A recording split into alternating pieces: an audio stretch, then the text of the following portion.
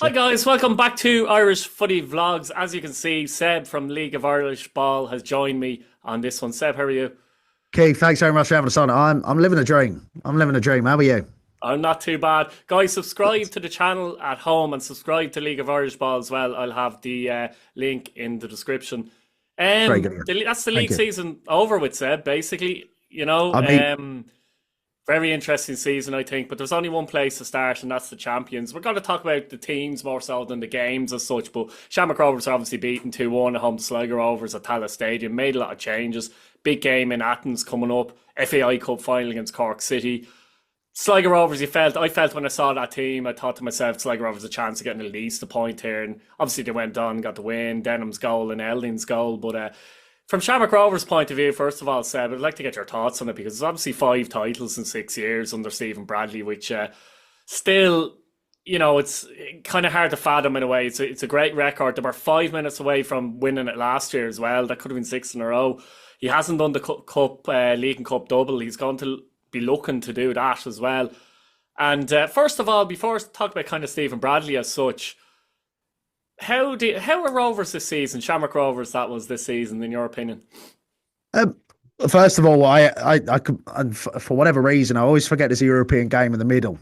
I forgot about Athens actually, and I'm going to Shells Tallaght on Thursday myself. I completely forgot they were playing Athens actually. I've just got the cup final in my mind, but Shamrock Rovers this season, I thought they were going to struggle a little bit more than they did, to be honest with you, because they relied heavily on Johnny Kenny last year to step up with a few goals. They relied heavily on Neil Ferrugia in Europe, especially. His performances were second to none. He was absolutely fantastic. And when any side loses 2 players as key as those, I felt like it was going to be a bit of a struggle. Obviously, with Danny Grant coming in as well, you're thinking, is he going to live up to, are we going to see more of what we saw of him at Bows? And we didn't. He was absolutely fantastic for I Rovers. don't think any of us expected him. When actually, quickly there, when he was signed, you were kind of going, why are they signing him? Because he's a winger. He doesn't seem to suit their system. And I was kind of looking at, are they going to use him maybe as one of the 10 options, not necessarily starting? But he pulls a rabbit out of the hat and obviously had a plan to play him wing back, and it's worked. It really has. It really has. It's paid dividends. It really has. But that's what Stephen Bradley's really good at. I mean, obviously he has.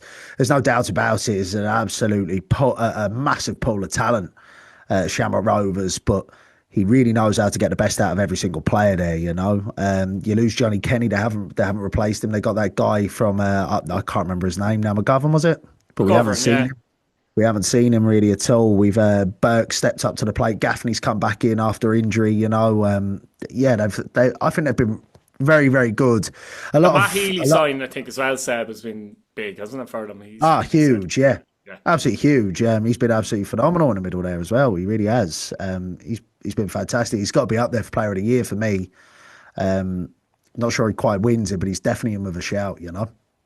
Yeah, he's definitely one of the options. Yeah, fantastic stuff. And I was wondering to myself there, Seb, I think you spoke about it maybe in your channel perhaps as well, but I'm going to get your quick opinions about it as well. If Bradley goes on to win the Cup and League double, for me, he's achieved everything as manager of Shamrock Rovers. Like, even in Europe, I think he peaked, in my view, last year. In all honesty, I think that's the peak for an Irish side, but Rovers did last year in Europe, right? In my opinion. Yep. Does he go again? Does he go again? Has he get? I mean, his kid is better as well, which is a key point I was going to mention as well. And that was a big factor of him maybe not moving on, taking a job elsewhere as well. But it must be a difficult thing for him to kind of go into the following season. Might have to rebuild a little bit, in his opinion, as well, because the age profile is one of the oldest, if not the oldest, isn't it, side in the league? Yeah. What does he do you think? It's Well, hard on the call, though, isn't it? it's a really, really tough one, to be honest with you. It really is, because where'd you go? I mean, his son is better, and that was obviously, as you've touched on there, Keith, that was a massive thing. But he's only just, I think maybe that may have a play a role in why he doesn't move quite now. Maybe you just want to give that a bit of time, let the dust settle there a little bit, I suppose. You know, on a professional level, I mean, it's really hard to understand or to see where he does go. It could be great for him to sign off, wouldn't it, with the double? Absolutely. But just by you see him in and around the Tala, Keith. You see the way he is. It doesn't seem like he's ready to go anywhere just yet. He seems like he's ingrained there. He's ready for another season. That's what it looks like to me. It doesn't look like he's signing out. It looks like he's still got that hunger and desire. Maybe he tries and makes Shamrock Rovers a bit more of a consistent in Europe, let's say, a bit more. Obviously, it's his second season. He's going in the league phase for the second time in a row, but maybe he wants to make that a fact, a matter of fact that it happens every season that they go in, they're competitive in league phase. Maybe he wants to get beyond that a little bit as well. Maybe a bit of group phase, maybe a little bit higher up in the European tiers as well, in actually competing in group or league phase. Maybe you might look at something like that. But in terms of domestically, you don't really go anywhere from a double, do you really? Unless he does it again. Unless he does it again, or tries to get the 5 in a row. Well, that's it. Yeah, that's it. And that's honestly, it crossed my mind earlier. I was thinking, well, maybe he goes for 5 in a row.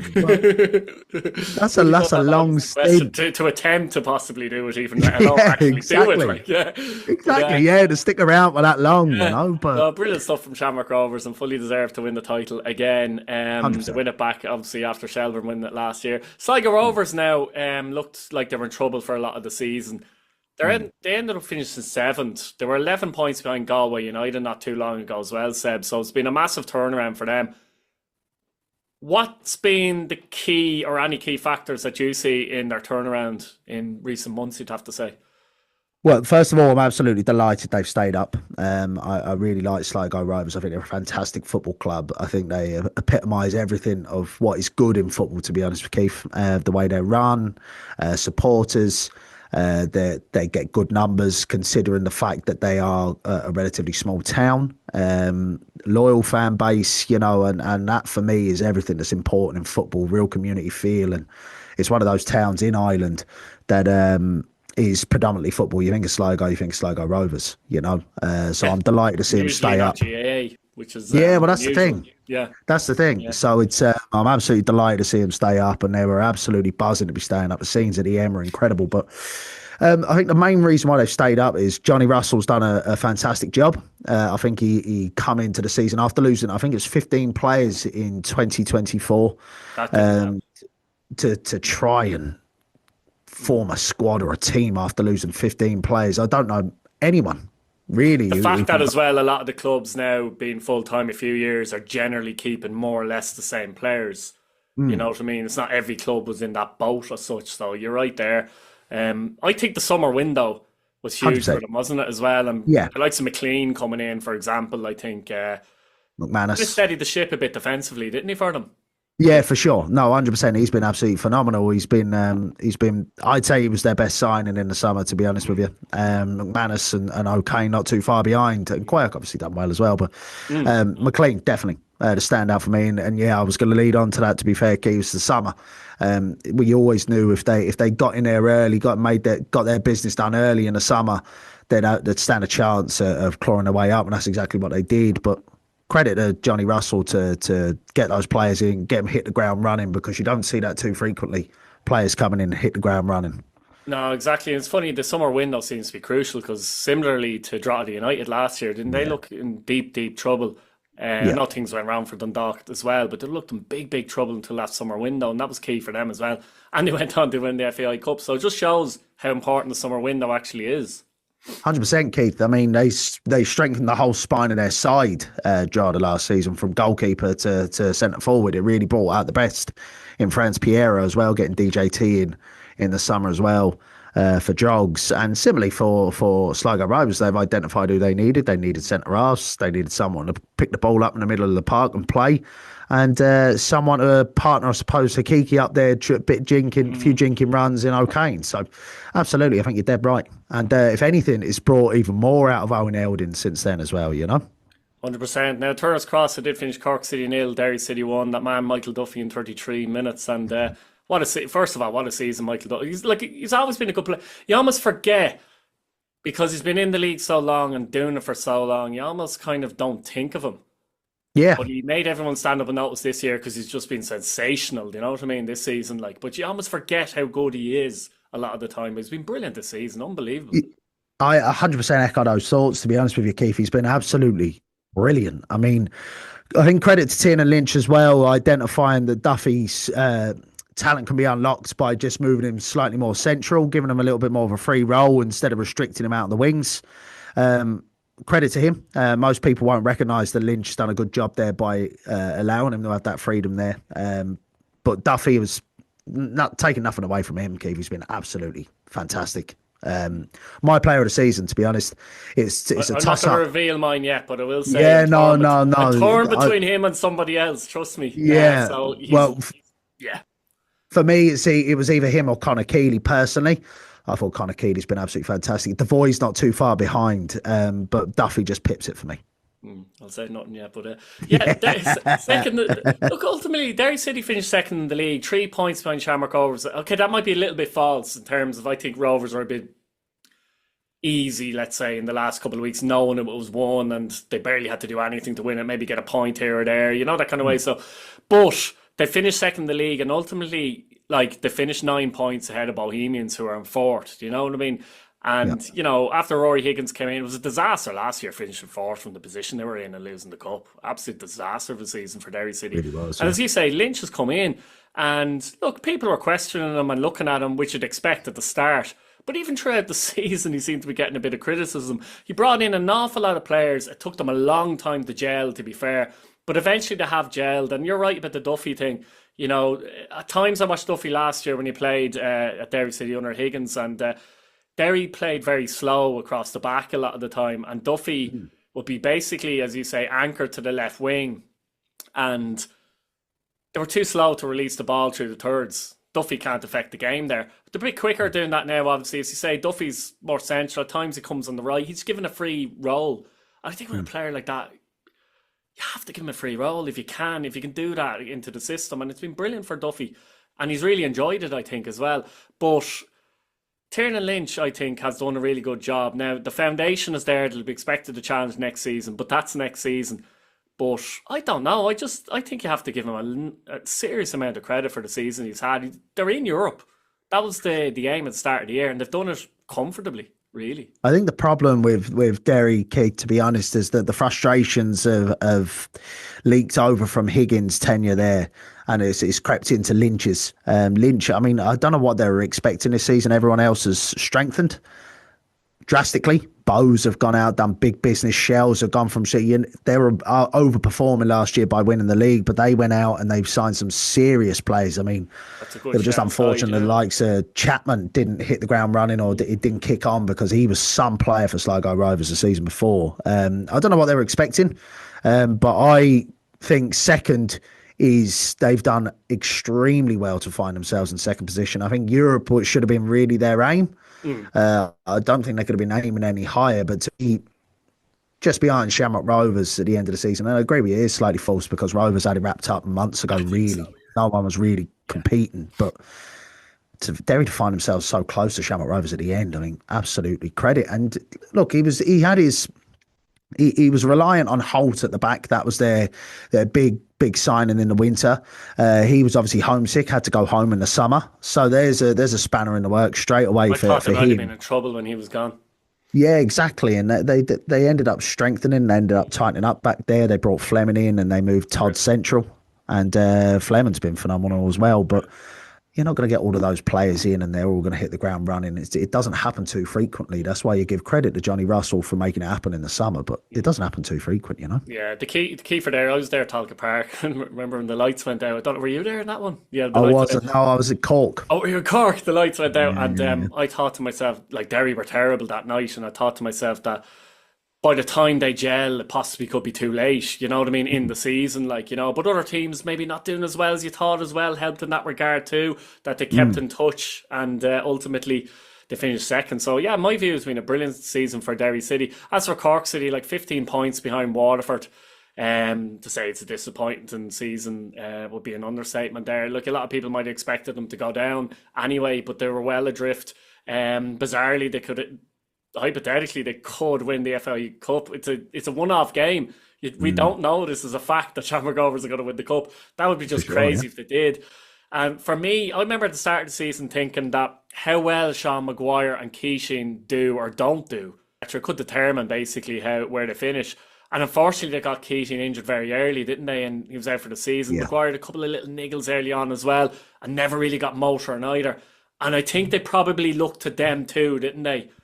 Yeah. To be their success story the season that would at least keep them up. And it obviously didn't work that way. Tim Clancy was there and he's gone, and Nash has come in since, etc.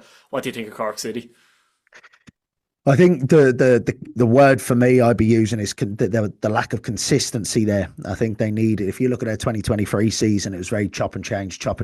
And I think that's why they ended up going down in 2023. Yes. They had 3 managers or something, I think, in 2023. So they needed Clancy. There as well, wasn't he? Which was probably a strange decision to let him go, being honest. But yeah, and Clancy, they needed Clancy to come in and steady the ship, and someone who wants to be there, someone who's going to be there the long term. Yeah. But there was obviously stuff going on behind the scenes. I know, obviously, when King got injured, they brought in Daniels. Daniels was very short term. I think it was 2 months or something like that.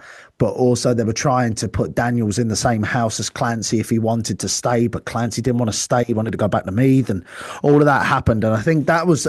Obviously, Keating was a massive thing, but Clancy not staying was just the nail in the cut. As soon as Clancy went, I'm kind of going, oh, well, it's curtains for Cork here, I mean, where do they go from here now? They're bottom of the league. They haven't got a manager. They're missing their star man up top. Thought Dyke Steele out on the wing as well. When he kicked on, he got a little bit of a niggle as well. And then obviously Cahill O'Sullivan, a few niggles. I was watching them against Galway in the first game, and I thought, wow, they're going for it here. They could have scored, I promise you now, they could have scored 7 in about 10 minutes. I'm not even joking. They beat Bohs early doors as well, didn't they, in Turner's Yeah, Cross they did. The season, so... And Galway are no fools, especially at that time before, obviously, everything that happened with Ollie Horgan, I think, played a part with Galway. But we'll get onto them later on. But at that stage, I was thinking, wow, they're really gone for it here. They're throwing a kitchen sink here, and the crowd were right behind them, thinking if they can keep this momentum going, they'll be all right. But obviously, it didn't pan out that way, I think defensively as well, they never looked right to me all season, to be honest. They also, it's not just that you could say maybe they didn't have players that were good enough, but I don't know, they were never in line with each other or something like that. It just didn't look right, you know what I mean? They looked like they were half trying to play high line at times, but they were scared to do it. That kind of way, like, and... I get what you mean. I think Jer Nash touched on it when they lost to Sligo Rovers, kind of saying that some of the players are not interested in Cork, the city itself. They're not interested in the place. They're there as a stopgap, and as soon as they leave Cork City, they'll never return. And I think he was kind of nail on the head stuff there with that, because I mean, for a place like Cork, you really need to have some players in there who really care and understand the culture about the place and get the fans on board in that respect. And I think that was missing. Obviously, the way that Beng left and things like that as well would kind of hit home that is kind of the case, So perhaps with Jer Nash coming in there now, Keith, it may steady the ship. I'm not sure tactfully or managerially is the right man, but a bit of stability, a bit of someone who's going to be there for a year or two and really cement something in is what they need. I think just to steady the ship there for a couple of years. Yeah, they might win the FAI Cup on Sunday. They might, yeah. They might. That'd be madness. Could you imagine? That just typifies the League of Ireland, though, doesn't it? Let's be honest now. It would be mad. Like, and the speaking beauty of of that, Drogheda United were beaten 4-1 at home to Bohs, and Bohs obviously finished 4th. I'd have to hope that Shamrock Rovers beat Cork on Sunday. And I was slagging a few Bohs mates and that I know, and I was saying Shamrock Rovers just going to go into that game and go, do you know what? No. Who needs a double? You know what? We've already got one trophy. Just roll over and let Cork win here and really... Yeah, we don't need that one. We've already got one. Could you imagine the rivalry more stoked if that actually happened? Like, it'd be crazy. Shamrock Rovers going around celebrating at the end that they've lost. Man. Imagine it. Like Billy's going to the FAI Cup final on Sunday. They keep threatening with a Shamrock Rovers jersey. He's just looking at me. Danny Grant on the back, huh? Yeah. He'd have Grant on the back. Billy will. But yeah, so we know he'll be supporting on. So I'll have the video ready if Rovers get a goal, just right on him, like Oh, absolutely, yeah, absolutely. So yeah, you've no choice. Yeah, it was a massive win, though, wasn't it? In fairness said, for Bohemians, obviously getting 4th in the end. And look, I thought a couple of weeks ago they had the top 3 cinched in, and you felt like they nearly blew it in many ways. And that result against Shelbourne the previous week, in fairness, they did well to come back into this game, and it Drogheda, where it's got obviously difficult fixtures, we know, particularly for Bohs. this season, where they've lost 3 times. And it was a great win, 4-1. James, the big players I think performed here. James Clark got 2, Tierney got 1. He performed very well. Dawson performed very well. Whelan gets 1 late as well. Cream scoring for Drogheda. But I suppose the Drogheda fans would be disappointed, I suppose, at 1-0 down. I don't know if people seen the footage of the game, but Mountain, was very lucky not to get a second yellow. It was a second yellow, let's be honest. It was, yeah, I've seen it. Strange it was that the linesman, I don't know where he was really, because it was at the line as well, I don't know. Yeah, it was right on the touchline. And then for that free kick, as they swung it in, that was the free kick that they swung it in and scored. He was subbed off just before it was taken, wasn't he? Yes, he was. Says it all, doesn't it, really? Even Reynolds in the interview, it wasn't like, oh, that wasn't the... Yeah, you could tell he was like, we were lucky there. But at the same time, Josh Thomas gets sent off, and I thought that was silly from his point of view as well for Drogheda. Yeah, look, I mean, I suppose from a Jog's point of view, think that they've been not punching above their weight necessarily, but to be from where they were last season to where they are now, they have a lot to be proud of. They're a lot more solid at the back generally. I think this was a real one-off game for them where things just didn't go right at the back for them. But I think as a starting point, going into full-time football from a player's perspective for a first season, I think they've done really, really well. It's a shame that they've let it go at the end, and it's one of those results that I absolutely. If you said rattle off 20 results of what you think could happen, that wouldn't have been one of them. Not the scoreline, anyway. No, absolutely not. No, nowhere near it. Jogs conceding 4 at home, and Bows going and absolutely taking it to them. I didn't fancy that at all, but it's a shame for Jogs in the end. But there's a lot to be proud of, and keep their heads held high, I think. No, they've done very well this season. Ultimately, not enough goals. So I think 38 goals is scored in the league, which isn't enough goals in reality. And a lot of people say, "Oh, they should be playing more front foot attacking football." But being honest, I'm not so sure. I'd fear they might get opened up a bit too much if they did that. I think it's a system that's worked for them under Kevin Doherty. Not just the formation, but the way they try and play. And would they finish high playing like that? I don't know. They frustrate the life out of you, don't they? And they play. They've a great will. I always say they're like, you go to games as well and see all the teams play in the flesh. I'm not sure there's a harder working team generally in the league as consistently hard team that works as hard as Drogheda. Basically, I don't think there's that. Shelbourne, I would say, are close to that, to be fair. But Drogs, I think they work extremely hard, don't they? Very well drilled. Very well drilled. They know exactly what. Well concentrated to play like that, by the way. People don't realize 100%. That. The focus they all know their roles. Play. Yeah, they all know their roles. They know exactly what their position is, what their role is in the side. It's very consistent now, which last season with Drogheda, it wasn't very consistent in terms of their lineup. They changed. I think it was after the summer window, they went to either a 3 or a 5 at the back. 5 at the back predominantly. 4 at the back up to that point, which I never thought suited them. No, and then they signed Shane Farrell, and then they kind of moved him into a central role and give him a little bit of freedom, and that kind of changed things for him a little bit with DJT and Piero up top. I think on the striker situation, by the way, I think not scoring enough goals. They've had a lot of it's been very inconsistent who they're starting with. They ended up not even starting Warren Davis on the last game of the season. They would have started with DJT was injured, and then it was Josh Thomas in, and then he got injured against Sligo, and then they brought in Alua and Davis, and then Alua stopped playing. And then Kareem starting to play now. So they haven't had that consistency up top, which I think has affected them up front. But in terms of hard working, I mean, they know the score. I honestly think that the famous 45 have a lot of role. The cross lanes has a role to play in that. That there's a bit of hunger there from the team to want to do well because they're so well supported in the terraces. I think it drives them on a little bit more just to give that little bit extra. What impresses me about them at times is that they're probably one of the few fan bases. If they were 3-0 down, they'd be singing as if they're 3-0 up. Yeah, no, and that's football, isn't it? For me, that's what football's all about. Getting behind your community, getting behind your club. They're second to none, really. Yeah, 100%. As for Bows, it's hard to rate their season at this minute in time because it depends on the game on Sunday. But we'll just take it for now, right? That they're going. Just say for now they're qualifying for Europe. It probably is a successful season for them because they haven't been in Europe in 2 years. But at the same, it's a weird one with Bows. I talked to some Bows fans to say that, but then some of them say, but we lost 14 games. Do you know what I mean? And that's a fact as well. But they've been inconsistent. I think with Bows, though, I think they've got some wonderful attacking players, basically, and options. I do think at the back, it's something, apart from the goalkeeper, by the way, but at the back, it's something they could really improve on. But how do you judge them, Bohemians? Oh, it's such a tough one, isn't it? I think if I was a Bows fan, I think I'd take Europe and run and hope it's something that you can build on. That's what I'd be hoping for. That next season we get a bit more consistent. Next season we're cemented. Next season it'll be less to the wire.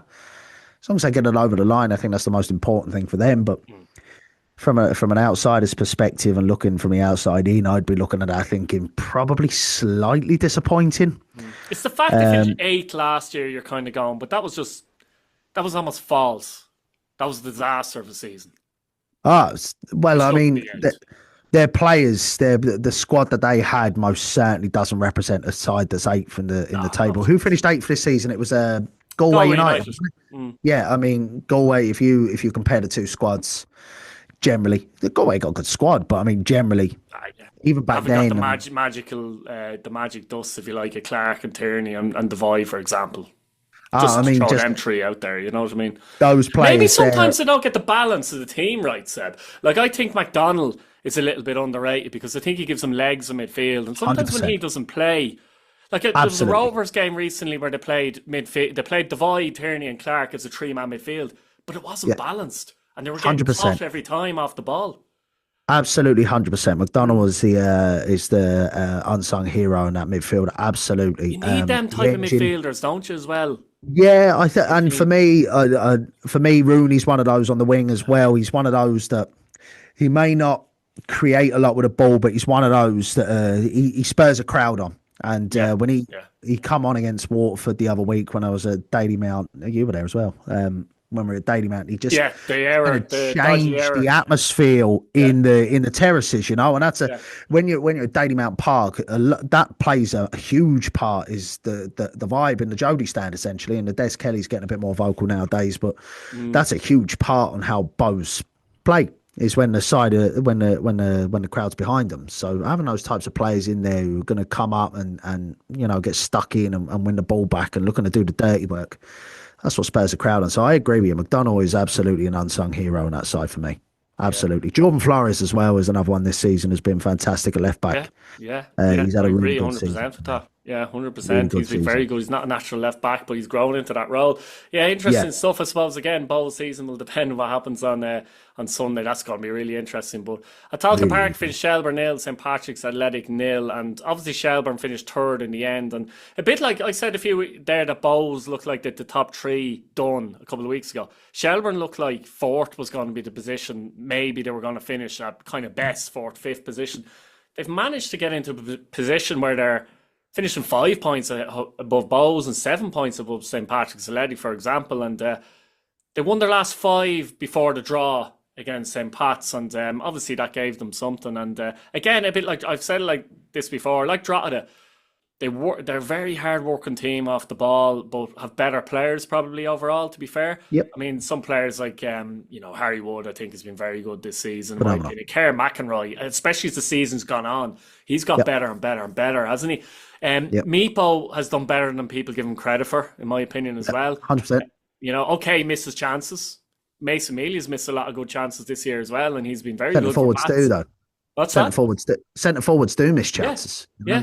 But he keeps trying to take the chances, but he's been quite good for them as well. And, the usual players at the back, like Paddy Barrett, etc., etc. Spiel, actually, very impressive if they can hang on to him. I think he steadied the ship at the back there a little bit, actually, Yeah. When you're not talking about a goalkeeper, generally as much, it tends to be a good sign. Yeah. Because it means they're just doing their job. If they have a chance to keep, I know he's on loan, but would he go back to America? I don't know, but he's someone. And then Ben coming in during the summer has given him that license in the wing back role. He just gets up and down very well. He's very athletic as well, isn't he?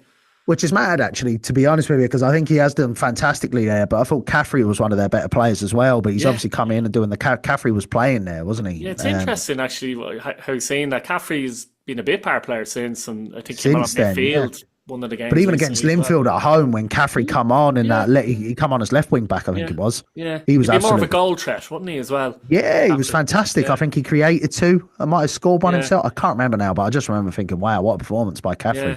Yeah, it's But interesting. But it he shows was their one of squad's them quite decent, isn't it, Seb, as well?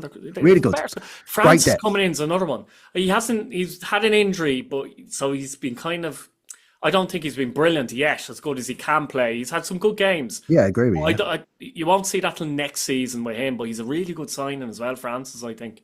Was the same as Wood last season. I remember when he come on against we see Wood in 2023 absolutely phenomenal. He got him into Europe in the end, to be honest with you. He dragged them into Europe with his performances. The ones again, Dundalk away, he was brilliant. But 2024 he signed again in the summer, and you see him coming on against Drogs away. It was his debut, his second debut. I remember thinking, here we go.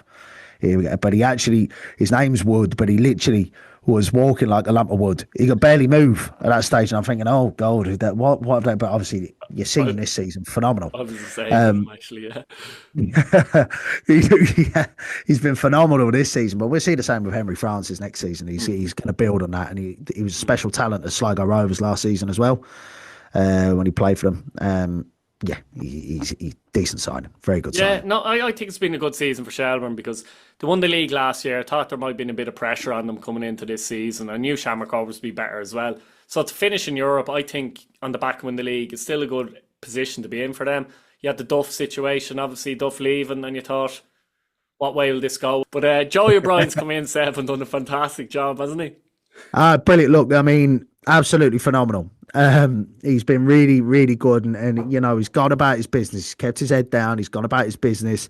And I'll be honest with you, when I see Duff sign of players in the winter, I thought he was going to play the way O'Brien's playing now. That's what I was expecting to see from Shells. A little bit more offensive, a little bit more getting the ball in the box, trying to play to their strengths, a little bit more width, pressing a bit higher, not keeping the ball around the back, But when Duff was there, that's kind of what we see still. It was like it was nearly a habit at that stage, keeping the ball around the back, but you got so much attacking flair. Ali Coote coming into the side. Ali Coote didn't get a sniff under Duff. Ali Coote coming in, playing on the wing with Wood out on the wing. Meepo getting a run of games. So important for a centre forward to get a run of games instead of being a bit part player coming on and trying to make an impact. If you want to get the best out of someone like a centre forward, you need to give him game time. JJ Lunny coming back into the side as well. He didn't get a sniff under Duff this season either. And McEnroy's only got stronger as well, look, I think the job he's done there is second to none, O'Brien. Absolutely fantastic job. And they'll only build on that next season now. I think so. I think there could be a serious title contender next season, to be honest. On to now, my club, St. Patrick's Athletic. I'll let you talk about them for a little while. And, I was going to say, do you want to move on from that one, Keith? You don't want to be talking about that one now, do you?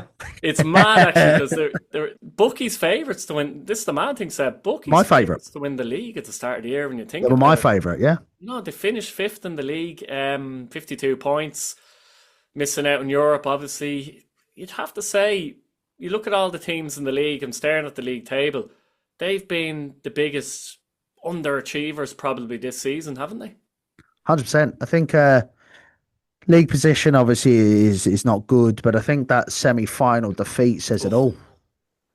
Like, so no, you didn't just. It wasn't just. It didn't just. Wasn't lose. a 1-0 smash and grab now, was it? Yeah, no, it was an absolute tonking by a side cemented bottom of the league. I mean, Turner's Cross obviously is a tough place to go for any side, especially when you're selling out nearly 6,000 there or something on the day. So not an easy game, but to really roll over the way they did, I think that says it all. I think there's problems there. I don't know now, Keith. I'm not an inside man telling you. From what you see of them on the pitch, though, we'll stick on the pitch then. What do you see as problems for them? I don't see players playing for each other. I don't think there's and Kenny obviously knows how to get a tune out of players. He knows how to create a system, but it looks very disjointed to me. Seeing Bowes away most recently, and there was absolutely nothing there. Nothing. I mean, if you're playing McClelland at fullback, when you've got fullbacks on the bench, McClelland couldn't get a sniff last season when there was 9 wins. Does that tell you that he doesn't trust the fullbacks? Yeah, 100%. Yeah, exactly. Yeah. 100%. Yeah, Absolutely. And I think that's part of the problem. And I think there's a lot of players there that have been there for a long time. yeah. The problem could be again, yes, it could be comfortable, but it looks like just a big, huge freshen up. And Forrester, look what a servant he's been. He's been absolutely phenomenal. But to keep relying on him, there's got to be He's someone else 33 coming in through. December as well, Seb. I think, do you know what I think? One of the theories I have, and I think it pulled the wool over everybody's eyes, including the manager. That run last season, they obviously did well in Europe and they won 9 games in a row. I think Kenny probably thought coming into the season, well, what can I do with this squad? Yeah. They're after winning 9 games in a row. And I honestly think if they struggled at the back end of last season and didn't qualify for Europe, it probably would have been better for them and Kenny in the long run, to be honest with you. But there's three players that I can list that are still there. That was kind of the heartbeat of that run as well, and that would have been Brandon Kavanagh was one of those who was right at the heart of it. He was absolutely phenomenal at the end of last season. Jake Mulroney was absolutely sensational at the end of last season, and then New El Zadie, contract. yeah, new contract, and then El Zadie Hmm. was absolutely brilliant Yeah, as he's been well. unlucky a little bit. I'll give Elbouzedi a little bit of a pass there. He's been injured, so I'll give him a bit of a pass. And I will say with Yeah, Elbouzedi, I do think if he's not playing well, you get the feeling he's making an effort. One or two players, yeah. I sure mean, about that. yeah. I mean, I suppose so. I mean, there's other players there that I look at, and I think Yeah. that would give effort, and they wouldn't be in the top five, let's say, for talent. But for me, Mm. I'd rather have those players who are going to go in, give 100% with a Yeah. badge every week. Yeah. Like Kean Levy, for me, I know. Look, I mean, I think there's a lot of he needs a bit more of a tactical. I don't know. Like it feels like he's a bit more freer there. Yeah, I'll tell you, What? Seb, what I think regarding Levy. You're right. He works his, ass off, basically. Yeah, So for that, like, he's well respected by Pats fans. I think what happens sometimes, though, I think he's running too fast in many ways, would you believe, with the ball. That by the time it gets to a point where you have to slow down a little bit, maybe compose yourself, pick out a pass or whatever, that you just can't do it, I think. It's almost like, take someone like James Clark that plays for Bows. He does something similar in terms of travelling with the ball, but it's a bit more, it's not quite as hectic, let's say. And I just think that's the thing in his game. Can you take that out of his game? Because it adds chaos. But there probably isn't enough goals and assists there for an attacking player. But at the same time, as you said there, like his work rate, you just can't deny his work rate. Like, and that's for me the foundation of any team is always that before you look at anything else. yeah. So I think the exact word you said there, Keith, was the one I was looking for a minute ago, and that's composure. Yes. Um, I think that's exactly what he's missing in his game. If he could just hold his, take a little bit of time on the ball, and try and pick a pass rather than. And I see it. I don't know if you remember against Besiktas when he straight from kickoff ran straight towards the corner flag, and he took on about 5 or 6 players, but he wasn't looking for anyone around him. He was just gone. And I think that's a prime example of where maybe he could, if he just had a little bit of composure, Sometimes held it's his dead fault and endish, looked for isn't it? something. Yeah. Say again. Sometimes it's dead endish, if that makes Yeah, sense. that's Yeah. it. That's Yeah. it. So maybe if he had a little bit of that, because I think there is a really good player in there, Mm. and I like his work rate. I like that. I Mm. think that type of it's infectious in a side. Yeah. No, 100%. So we leave Pats for now. It finished Waterford 1, Galway United 1, and that man, Paul Hammond, obviously got his 14 goal season, winning golden boot, which is fantastic for him. Stephen Walsh equalised for Galway United as well. But Galway will be happier, obviously, with the point. They finish above Waterford in goal difference, and obviously this season hasn't ended for Waterford. A massive match against pressure match, I would suggest, against Bray on Friday. But talk about their league season a little bit more so now. And first of all, Paul Hammond, 14 goals, 37 years of age, and you'd have to say genuinely playing in a team that I would suggest doesn't create an awful lot of chances, Seb. I think it's funny that they've both had to rely on the two veterans for the last game of the, Mm, for the goals for the last game of the season. mm, Stephen Walsh broke the appearance record as well, I believe, for Galway United as well this season. So for those sides to be relying on the veterans to step up with the goods says it all. I think, yeah, Armand. I mean, every time I watch him play, Keith, he puts the young lads to shame the way he closes, presses. His work rate at that absolute second to none. He leads as an example. The Waterford faithful, the Blocky boys, etc., love him down there, and you can really see why. Not just the goals, it's everything else in his game that you wouldn't expect from a, what is he now, 39, 40? 37. 37. So for a 37-year-old to be, yeah, exactly. Sorry, he's 3 years younger than I thought. Should be on the youth side, really. Yeah. No, look, for a 37-year-old to lead the line the way he does and press and everything is incredible. And to be top goal scorer, as you said, in a side that creates so very little, in a side that's been so inconsistent this season as well, is testament to him. It really is. No, it's huge. And as for Galway United, obviously staying up. And I think for Galway United and for Waterford, really, but on Galway's part, has to be staying in the Premier Division has to be seen as successful seasons at this minute in time, because you look at the 4 Dublin clubs, and even though Pats weren't great this season, you still expect them to finish probably in the top 5. And Derry City, you feel like they could be cinched in for a year or two in that regard. So that's leaving 6th, 7th, obviously 8th, 9th, 10th in many ways, you know what I mean? So I do think for Galway United, a lot of people might be frustrated with the season they had compared to last season. It's a successful season, and I do think probably, in all honesty, the death of Ollie Horgan did have put a dark cloud probably over the club and the dressing room, if I'm honest, 100%. As well. No doubt about it. I mean, people can, they don't really talk about the impact that would have had, but they would have known for months before us that something was up, I mean, we only found out right at the very end. They would have known way before that. So I had them sitting at, now I was way off the mark, by the way. I was nowhere near it, but I had them sitting in 4th this season. I'm afraid to look at my rankings, to be honest. Yeah, no, I know. The season before. I know I had them 4th because I thought, oh God, like the way they just tailed off. I was absolutely nowhere near it, But they started the season very well, actually.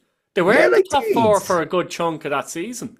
They missed Hickey for a big chunk as well, and I think that had something to do with it. And then Brendan Clark was in and out the side. They were switching between him and Watts, and there was a bit of uncertainty around Slevin and his future and things. So I think all of those things coming together really impacted things. But they should be happy they're in the Premier Division next season. They'll have something to build on. They'll stay up. They've got a relatively decent budget at Galway as well. So I think maybe we'll see a few signings, maybe a few more American lads coming in, like you see Borden and Hickey and the likes. Maybe you might see someone along those lines. But I think there's something to build on there for sure. No, 100%. Yeah, 100%. Staying in the league is the most important thing at that stage. I mean, once it got past the summer window, that had to be the aim. 100%. Yeah, and especially the fact that Sligo got momentum and caught up.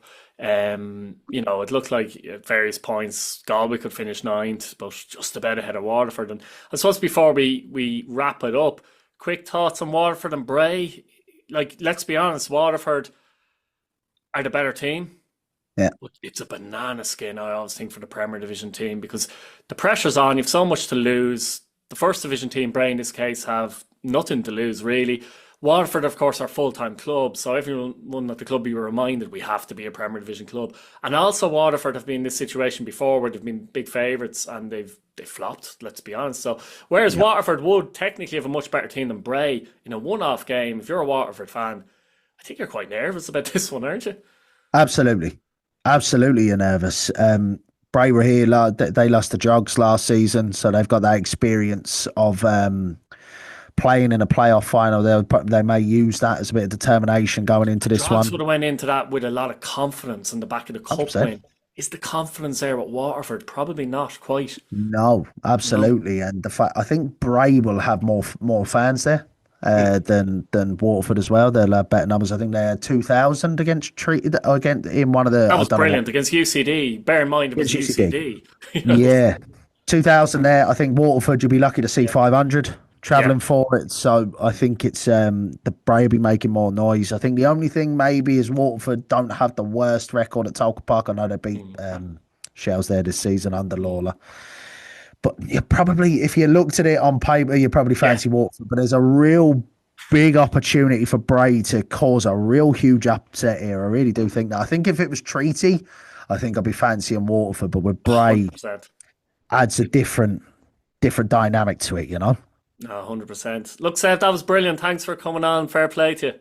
Okay, thanks for having us. Pleasure to be on it. Thanks for having me on.